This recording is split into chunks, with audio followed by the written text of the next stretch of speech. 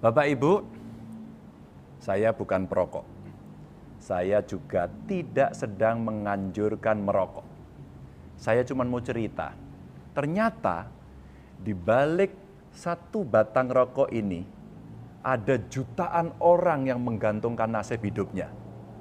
Bahkan negara juga merasakan manfaat yang sangat besar dari batang-batang rokok ini. Lowong cukai rokok saja nyampe ya kurang lebih 170-an triliun. Kayaknya sih lebih. Dan ya meski tidak merokok, tapi saya tetap minum kopi. Ya toreh engenom kopi nah. Begitu kata kawan-kawan dari Madura.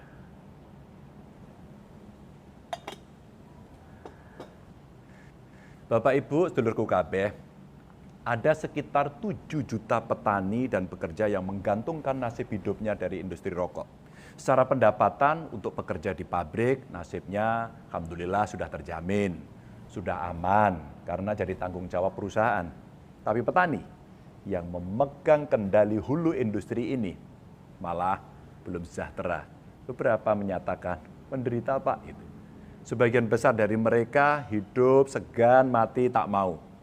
Mungkin Anda berpikir, kenapa petani tembakau itu tidak beralih ke komoditas lain?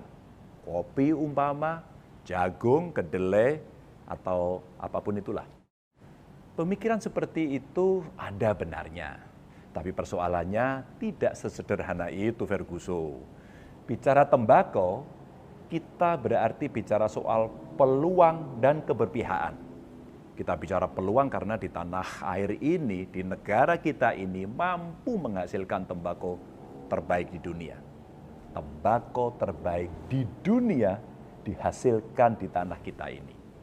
Bapak Ibu, ada tembakau serintil yang ada di Temanggung, tembakau rancak di Madura, dan tembakau Virginia yang ada di NTB. Bahkan di Jember, tembakonya diproduksi dan diekspor untuk cerutu kelas dunia.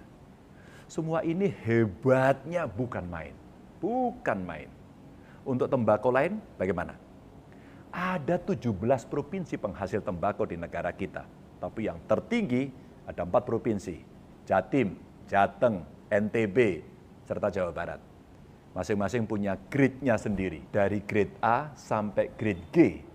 Yang paling bagus dan paling mahal harganya. Sebagai gambaran, grade G yang biasanya dari tembakau Temanggung itu harganya bisa sampai 1 juta rupiah per kilonya. Sedangkan grade A sampai C ya paling-paling sekitar 40 sampai 90 ribu rupiah. Kalau melihat itu harusnya para petani tembakau makmur bin sejahtera kan? Tapi nyatanya tidak. Karena kurangnya keberpihakan dari kita.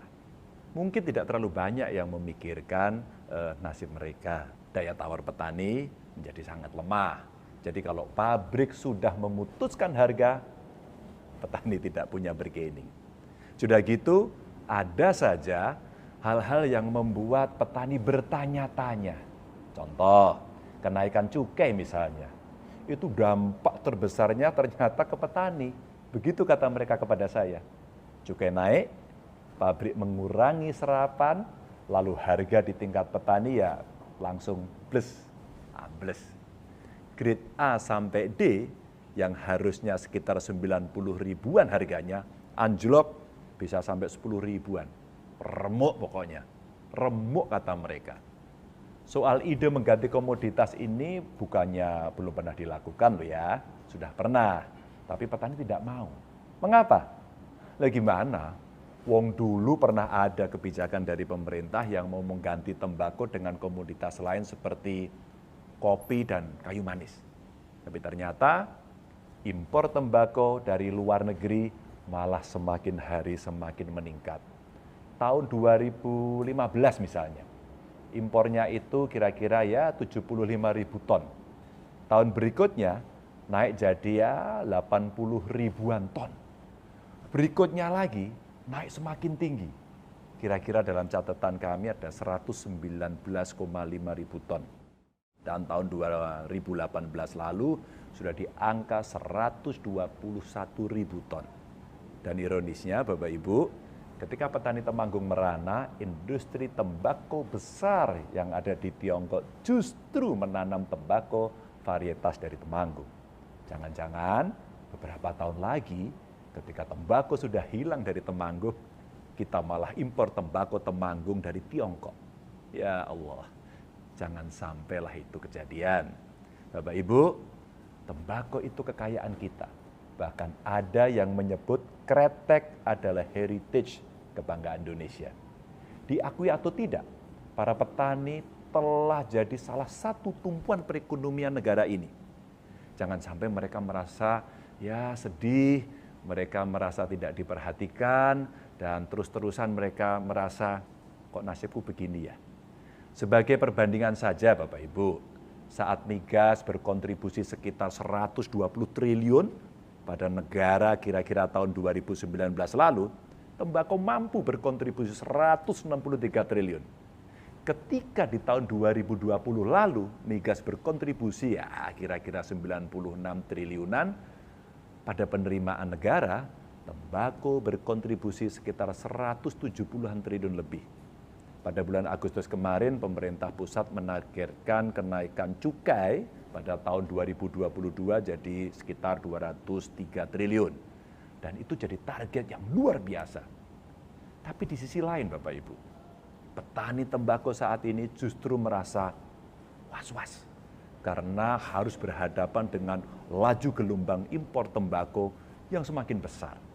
Saya mengibaratkan petani tembakau ini menghadapi kondisi seperti saat kita menghadapi mendung tanpa udan. Pasti tahu lagunya kan? Mau keluar khawatir kalau hujan, mau tetap di rumah, tapi harus keluar. Maka kita perlu payung atau jas hujan agar tidak was-was ketika kita berada di jalan. Nah, keberpihakan kita itulah yang bisa jadi payung atau jas hujan bagi petani. Petani tembakau butuh perlindungan agar mereka tidak basah kuyup karena setiap panen harus menanggung kerugian. Bapak Ibu, sedulurku kabeh, saya tidak sedang membela rokok, tidak membela perokok, apalagi pabrik rokok.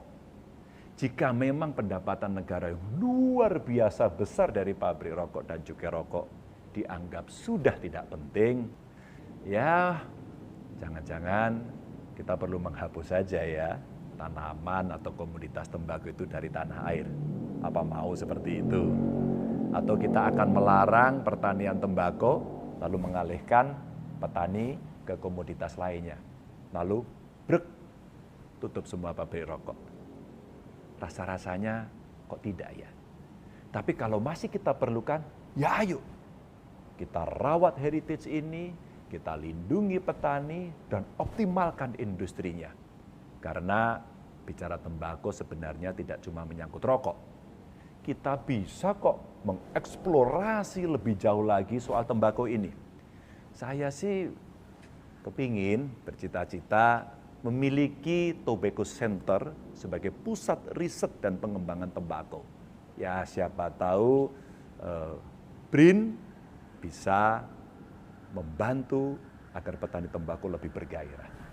Agar manfaat tembakau semakin diketahui dan nilainya semakin meninggi. Serta terangkatlah derajat dan kesejahteraan petani. Noten nggih? Terus semangat. Mugia salawasna sehat, panjang umur, gampang dina, segala urusanana, dan tetap jaga kewarasan. Terima kasih.